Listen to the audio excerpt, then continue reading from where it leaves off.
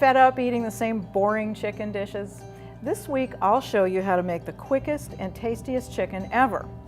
Boneless, skinless chicken breasts are often the go-to protein when it comes to putting dinner on the table quickly. The problem is if they're not cooked properly, they can get really dry. I'm going to show you a super simple technique for cooking chicken that's quick and tasty and which guarantees a tender and juicy result. What we're going to do is season the chicken with a little salt and pepper, brown it on one side, then we're going to flip it over, add some liquid and seasonings, and then cover the pan to let the chicken steam in its own juices. That's it. So I'm going to start by just giving a little salt and pepper sprinkle to my chicken breasts. If you're on a low salt diet, you can skip the salt part if you want to. Just a few twists. You know, if you don't have a pepper grinder at home, I would suggest you get one. Fresh pepper tastes so great. And I've already got my pan heated up, and so what I'm going to do is I'm going to add the oil after the pan is hot. And the reason I do that is because when your pan is hot, you can use much less oil because it's going to spread very quickly with the heat. This is actually a non-stick pan, so I probably didn't have to use it at all, but we're going to put just a little bit of oil in there for flavor. It's nice and hot, and I'm just going to take this chicken and take the seasoned side, and I'm just going to place it right in that skillet. You can hear it sizzling.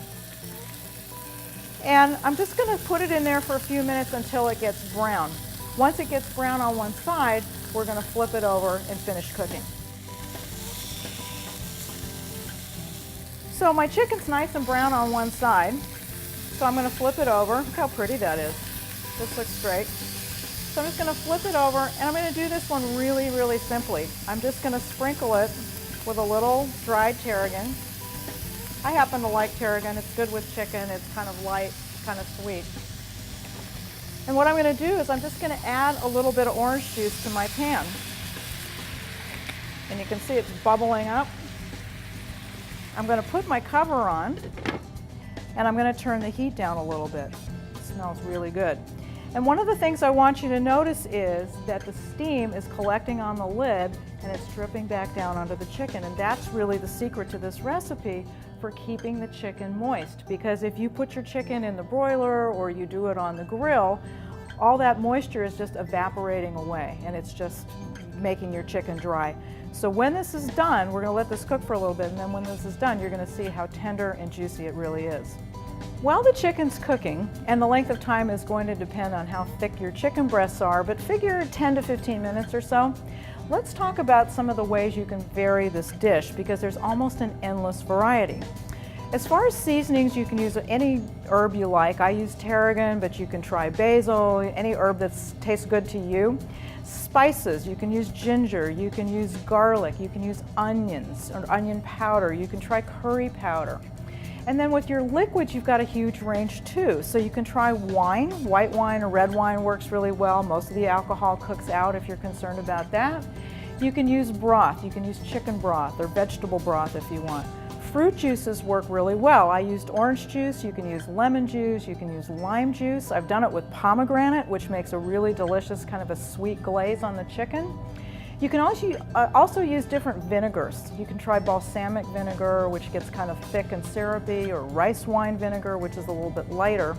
The other thing you can do is if you're going to use these chicken breasts in other dishes, let's say you're going to put it into a salad and you don't want a lot of seasoning, you can just cook it with a little water or broth, and then you can add the seasonings later when you're finishing up your dish.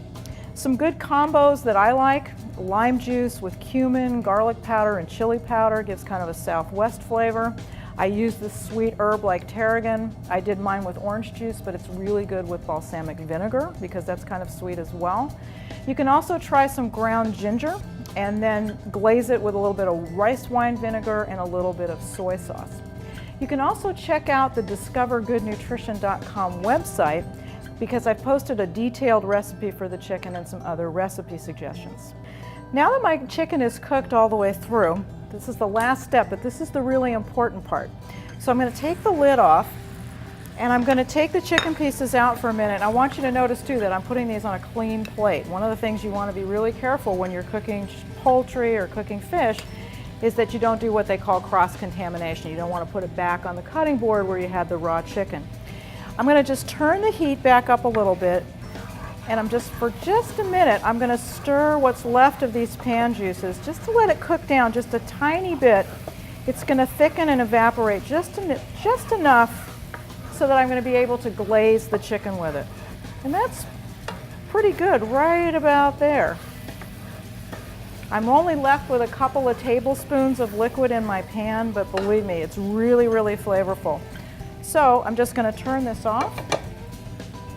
And then the last step, I'm going to just put my chicken back in here for a minute.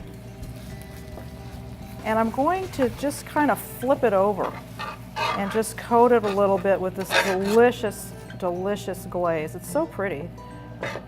And that is it. So I'm going to put it on my plate over here.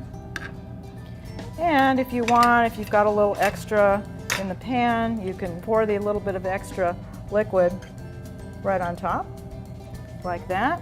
And if you want to get really fancy, you can put a little parsley on it, which always makes it look like it came from a restaurant. But one thing I also want to do is I just want to cut into it because I want to show you just really how nicely cooked this is and how juicy it is, and hopefully you'll be able to see. It's just perfectly cooked all the way through, and there's just some really nice liquid juice that's coming out of there. So that means that my chicken is really, really tender and it's just not dry at all. So I hope you get inspired to try this technique. Remember, it's really simple. Brown it, flip it, season it, add a little liquid, cover, and you're done. And you can get dinner on the table in 10 minutes.